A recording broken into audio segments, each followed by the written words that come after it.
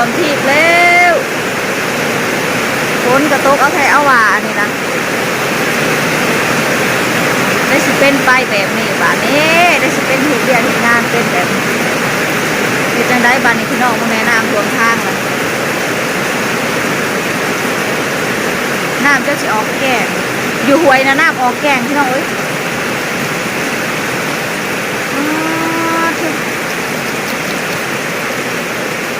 น้ำไหลหวาดเลยอยู่ห้วยน้ำแตกแกงเรียบร้อยพี่น้องถ้าเป็นบ่อน้ำน้องไม้สิไปจับกิโลน้องไม้หนาวย่านน้ำพร้อมย่านห้วย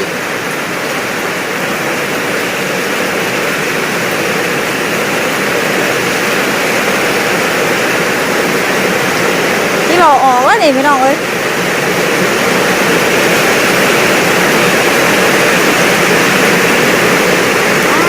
มีแต่น้ำ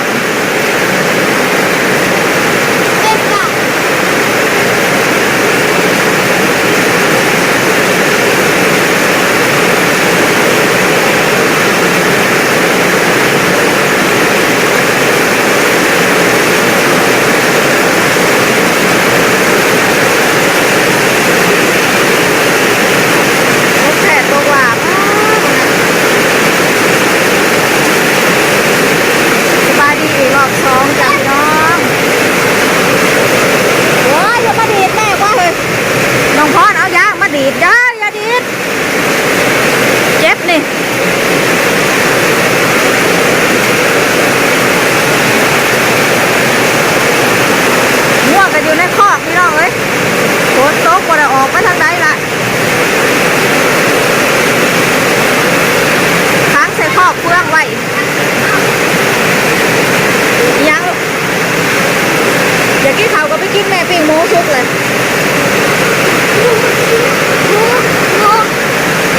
สบายดีนะ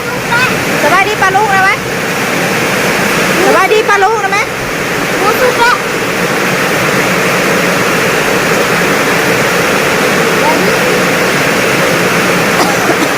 ทุกแล้วปิ้งหมูทุกแล้วกิโลแม่บ่อยาก3 กิโลน้องพ่อเดี๋ยวหิวเขามากแต่เพื่อนมาใหญ่กังจอกมากพี่น้องเวลาคนหิวเขา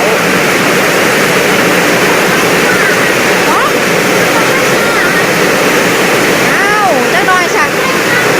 จักหน่อย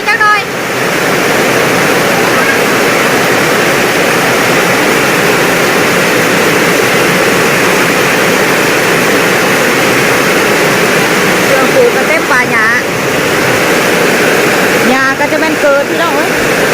เกี่ยวให้งัวกับบ่ไหว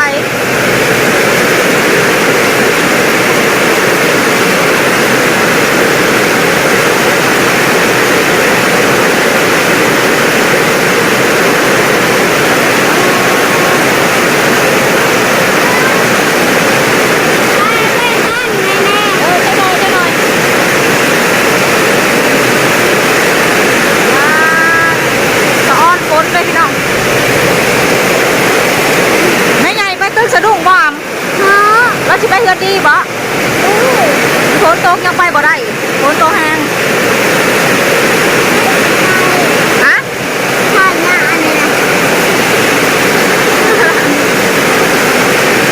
มา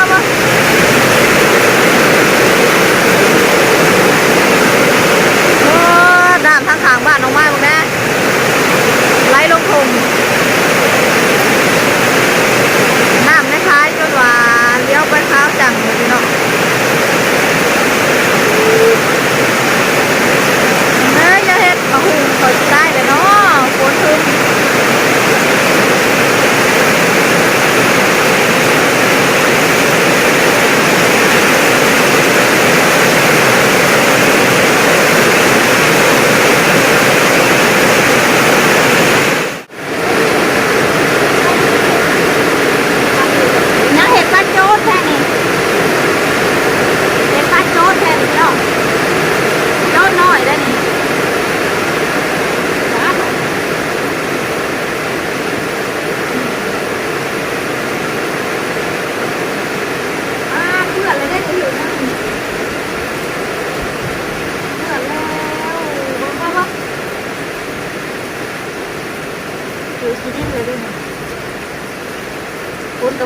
พี่น้องเอ้ย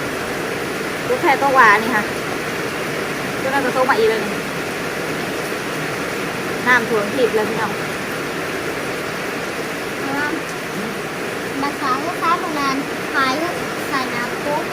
นี่ใช่ แล้วคือใส่ลูกค้าเลยแล้วเพื่อนเป็นหนูแต่ไข่เขายังนะเด็กมือเห็ดยังไง ใช้หูนาปุ๊กน้ำอยากเห็นนาปุ๊ก ขายแล้วเห็ดมือเด้อเด้อ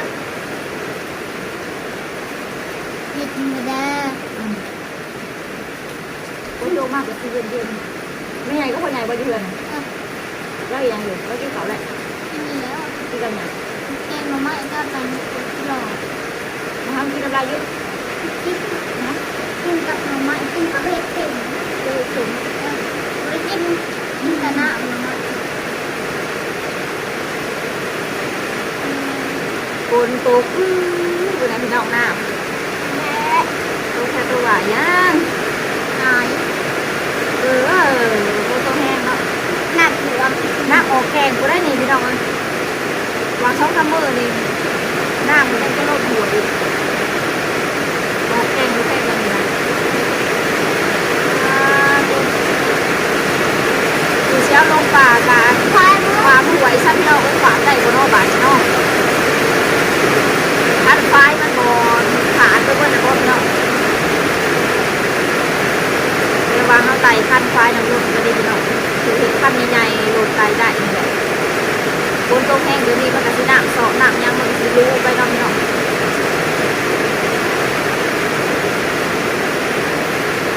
น้ำคนก็สิลำบากว่าจะเห็นยังจื้อรีน้องพรจื้อ